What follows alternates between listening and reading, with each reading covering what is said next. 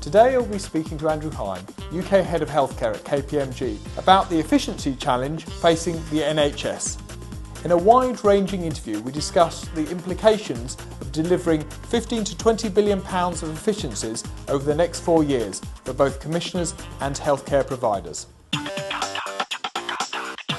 Andrew, thank you for joining me. Perhaps you can give me your view on the scale and the nature of the efficiency challenge for the NHS. Okay, Alistair. Well, if we start from the question of 15 or 20%, and I think that's clearly widely accepted as the Nicholson challenge, so to speak, it's clear that something of that scale is going to be required. But we do need to remind ourselves that this is an efficiency challenge, not a simple, straightforward cost-cutting cash challenge. And the interesting thing for me is for the service to view that as an opportunity to redistribute the way in which funds are used within any given health economy, whilst actually the funds in the total health economy at least remain the same. So it's about how we use funds. It's not a straightforward cutting cash challenge. It very much is an efficiency question.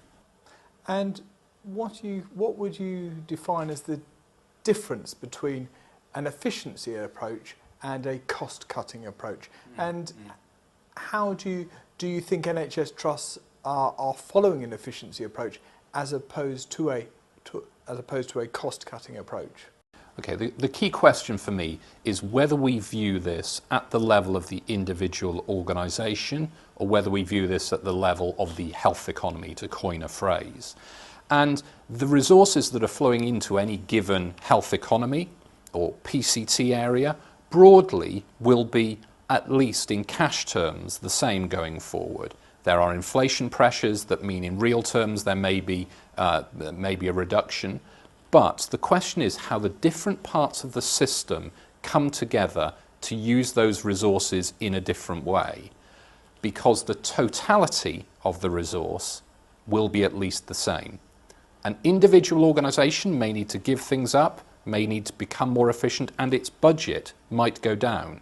But the system that it is part of will have at least the same resources with which to design, procure, and provide better care in greater volumes. Let's examine the efficiency challenge for different parts of the NHS. Let's address commissioners first of all, for primary care trusts as we have now, and for GP commissioners that are going to develop over the next couple of years. Okay, now clearly the major change here is one of scale. It's unclear at the moment exactly how many GP consortia we're going to end up with, but a general concern clearly is that that may lead to a fragmentation and it may be more difficult to redesign care at the health economy level. I don't necessarily subscribe to that. I think PCTs at the moment are capable of coming together and federating to organise in different ways to create scale, and I expect that GP consortia will be able to do that, and we're already seeing signs of that. So the challenge for the commissioner, be they a PCT or a GP commissioner in the future, is going to be how do you actually change models of service which are quite well embedded so that you get care delivered in different ways, using technology differently, using staff differently, and using capital estate differently. Because if we look internationally, there are models of healthcare across the world that might make less use of highly expensive, highly capitalised acute hospital resource than we tend to in the UK. And making that change is the commissioner challenge, be they a PCT or a GP commissioner. What do you think would be the most effective commissioning structure in the next 3 to 4 years? Well, the first thing to say is it actually will, I think, be pretty unhelpful if we don't recognise the fact that there is a development for GP commissioners to go through in the same way as primary care trusts had to learn to be commissioners, and we're on a journey around that. GP commissioners need to learn some new skills, and we need to recognise that. So we cannot just fragment the whole system and expect it to operate in the same way as it did before. One of the things that we believe is that it will be necessary for GP consortia to band together to share certain supporting services and scarce expertise. So we don't expect to see a model where there are hundreds of GP consortia, each operating very independently of one another. That simply wouldn't enable them to do the job properly. Okay, now let's move on to the second aspect of the commissioning challenge. How do you think commissioners should change the way they buy healthcare services? And have you any international examples that perhaps show the way? Well, if you look internationally, I think it's a common feature that care is in many systems, not in all by any means, but in many systems, there is a greater organisational integration, so it is easier for care to flow from secondary via community to primary care and vice versa. And the simple model that we have, for good historic reasons, of great separation between those parts of the system in the UK, is that there is little incentive. If you're running a foundation trust, you are rewarded and you are paid for admitting patients to your environment. If you had the opportunity to be paid for caring for that patient in a whole variety of different settings and different ways, you might be incentivised differently. So integration of services to create more options without these organisational disincentives is, we think, a key feature of the future. And if you examine, many people clearly have looked at Kaiser, but you look at other systems in Europe and you look at other systems in the Far East, which we've recently been looking at, there are examples of much, much shorter lengths of stay and equal or better quality outcomes by better use of technology, use of staff in different ways to enable people to leave hospital or not even to go there in the first place. How do NHS commissioners incentivise and drive the development of integrated care within their health economy? Ultimately, this is in part an organisational question, which is sometimes outside of the remit of GP commissioners or PCTs. But if you assume that it is possible for community services and acute services to come together in a single organisation, then commissioners should be looking to commission for a given condition and create an incentive for the provider to provide that in the lowest cost, clinically appropriate setting. At the moment, what we're doing is we're saying, if you treat this patient with this need in this setting, we'll pay you this. If you treat them in that setting, we'll pay you something else. And actually being willing to commission for the condition and to allow the provider, to incentivise the provider to change the models of care could take us a long way to unlocking the traditional kind of very sterile acute community separation. Do you think the government's desire to have more competition within the provider sector advantages or disadvantages that kind of approach, the development of that kind of approach? I wouldn't think about it in those terms broadly, but I would suggest that it is perfectly appropriate to have a competitive model with that. In fact, I think organisations that embrace integration and are able to do that will generate a competitive advantage. If they use technology in the ways that have been seen through things like the Whole Systems Demonstrator Programme, then they will be able to demonstrate that patients can be cared for more conveniently for them, at high quality, and remain in their homes. That's going to have a cost saving if it's done in the right way. Organisations that do that will generate a cost advantage over organisations potentially that don't. So it may actually enable competition to flourish and thrive very successfully. Andrew, let's now explore the impact of the efficiency challenge on providers. First of all, let's look at how the need for to deliver savings, whether through the needs to deliver organic savings themselves or savings driven by their purchasers, by commissioners, how that will what challenges that will particularly present to providers over the next sort of 18 months, 2 years? Yeah, this is undoubtedly going to be a very challenging period. I mean, there are organisations in the current financial year that are already showing signs of distress, and the closer we get to the end of the financial year, we expect there to be more of those. And that's in an environment where overall we expect the service to balance in this year. So our thinking about that, my message about that point would be organisations need to be acting now. To have a good programme for cost and efficiency improvement and quality improvement in the next financial year, you need to be working on it now. You need a programme that delivers in April and May and June and July, and isn't of the more traditional NHS style, which is backloaded. So there are efficiencies that providers can generate themselves in back offices, in clinical support services, and in frontline services. But also, we would strongly encourage providers to be talking with their partners and potentially their competitors in their health economy about how care could be redesigned so all achieve a benefit. It's examples like that that we know from other sectors. If you look at other industries, look at retail, look at automotive, the way that the different parts of the supply chain, or the health economy in our terminology here, collaborate to create a win-win situation through the supply chain is what has been done to enable quality and efficiency to improve in those industries. And we believe the same kinds of approaches can enable providers to meet this challenge. But the key message is start now. There is genuinely no time to lose, because this year may not be too bad, but if you don't act now, next year will be very difficult. I was going to say that if you start now, you've already left it too late. Shouldn't you have started a year ago? You probably should, but that period of time is gone. What you can control is what you do now.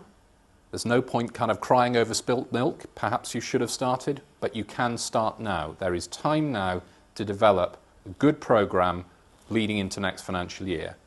The criminal thing, potentially, would be to start working on this in March or April. And that's been done in many organisations for all kinds of reasons over time, but that mustn't happen on this occasion. I want to turn now to the chronology of savings. What should be sort of the first things that are on any acute trust's chief executives' to-do list when they're looking to drive efficiencies in the short term? Okay, so the key point there is it's about short-term quick wins, as we term them, that actually buy you the time or create the investment to do the longer-term things. There are actually some quite substantial tax opportunities that remain available to healthcare organisations, and we are very confident that if you, with appropriate technical advice, look at the tax position of your organisation, that can often generate short-term cash. Moving from that, there are undoubtedly issues about how you control the use of staff, and it's the old issue of agency staff and headcount control, which we know has been around for a long time, but in many organisations the workforce numbers are still increasing. Control of those and challenge around developing models of shared service and other back office things. So some of those, particularly the shared service issues, take some time, but tax, control of headcount, control of procurement are short-term quick wins that can generate you cash immediately to invest in the longer-term processes. What approach do you think trust chief executives should take towards staff pay? Okay, well, the first thing is it's absolutely the single largest cost, and appropriately, therefore, a substantial amount of attention should be given to that. Looked at from the position that I'm in now, and I was an NHS employee for 15 years, the absence of a linkage between performance at the individual level and the organisation's objectives is quite stark. In the organisation that I work in now, in other industries, you create a much closer linkage between the success of the organisation and the success of the individual. Clearly, Agenda for Change has automatic incremental progression, to some extent, and we think that a change in the relationship between individual reward and organisation success may be appropriate. Perhaps you could give us an example of how the pay of a hospital consultant or a nurse might be linked to the performance of an organisation within the context of Agenda for Change and the pay agreements that we have in the NHS. Or do you have to leave those agreements behind to do the kind of things that you're talking about? Okay, you may need to leave elements of those behind. I mean, they were negotiated at great length and at a particular point in time, and I'm not saying throw those away regardless, but I do believe it is appropriate in the current environment for us to look again at whether we can introduce variations on those. The key thing for me is I am interested in seeing quality and outcome, and I'm interested as a taxpayer and I'm interested as a service user in that. So we have a whole variety of assessments of organisational performance, be it financial performance, quality performance through the various clinical governance regimes and things. And I believe it is possible at a very simple level to link the reward of individuals and the success of their organisation against some of those key indicators. Now, if we move in that direction, we need to get a lot more sophisticated about what are the indicators at a specialty or a departmental level. But actually, why shouldn't people share in the success of their organisation and be expected to address themselves to achieving that success, where that success aligns with the needs of patients? If it's about creating great cardiology services that overtly and externally can be identified as high quality, then we should incentivise people to move in that direction and reward them when they put in the effort and are successful. Right, we've talked a lot about service redesign. You came back to it just then. One of the judgments that boards will be having to make is return on investment. Not only the scale of the efficiency that's delivered, but also how quickly that efficiency is delivered. What kind of judgments, what kind of, how should trusts go about determining which service redesign is appropriate for the efficiency challenge right now? Yeah. It's a striking piece of experience that we had, perhaps in the previous turnaround period, is that many organisations that we worked with had never really differentiated the services that they had responsibility for in terms of the relative performance of those services and actually the relative strategic importance. Many organisations we worked with were seeking to be, in effect, all things to all people.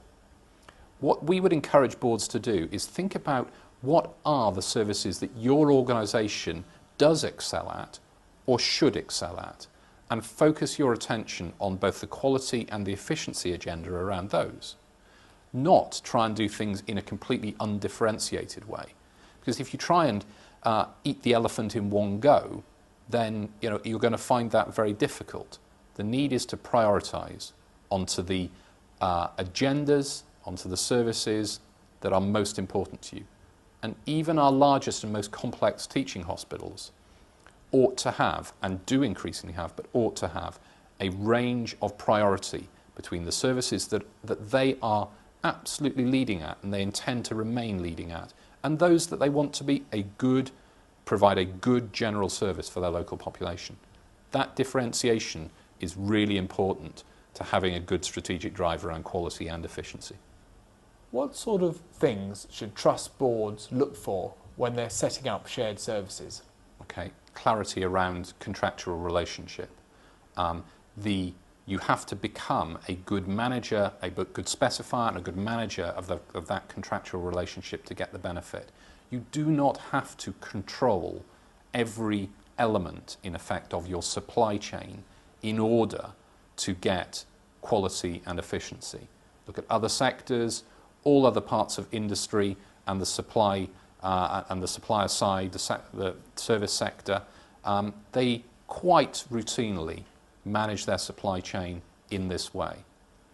And what you are able to do by doing that is get scale and get expertise that you cannot expect to have and own on your own right as a smaller organisation. The key thing, therefore, is how you specify the outcomes and manage against them and have contractual terms that relate to that. But what advice could you give about getting that specification right? Because it's not a skill set that is widely available within NHS at the moment, because it hasn't been done widely. And I wouldn't expect it to be necessarily, and in many other industries it doesn't exist in every organisation. Clearly that's an area where external advisors can help people do that and can be incentivised to share the reward associated with these things. So do not expect to have all that expertise in your own organisation. Those with whom you are contracting, it is their business to be able to run these contracts, and you need to ensure that you have similar expertise on your side of that relationship. In the long term, you may develop that yourselves. In the short term, use external sources of advice to make sure you have that on day one. The government has said that it wants all trusts to be foundation trusts by April 2015. Do you think that's possible? Do you think all trusts will make it, and what do you think will happen to those who don't? Okay.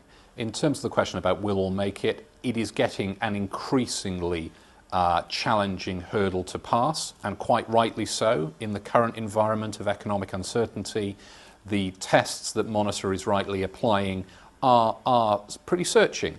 I think they're certainly more searching than they were in the early waves. So I think not all organisations realistically in their current form will be able to pass that challenge on that timetable. What becomes of those that can't?